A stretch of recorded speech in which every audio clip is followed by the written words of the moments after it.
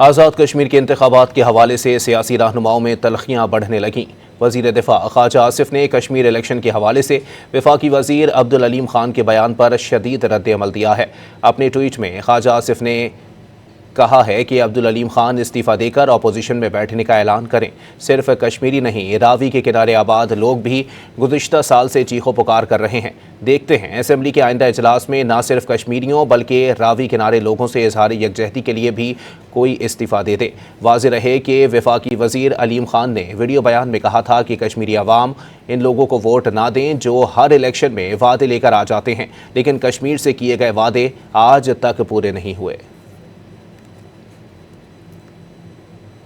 इस इलाके में जितनी भी महरूमियाँ हैं, ये महरूमियों को जिम्मेदार जो भी पार्टियां हैं, मेरे कश्मीरी बहन भाइयों ने आज ये साबित करना है कि वो दोबारा धोखे में नहीं आएंगे।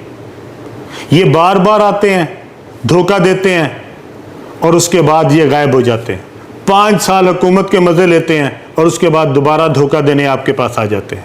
इनसे पूछे ये आके आपसे जो नारे लगाते हैं, वो नारों की तकमील पिछले 30 साल में क्यों नहीं की? सिर्फ टाइम बदला है, ना शक्लें बदली हैं और ना वादे बदले हैं।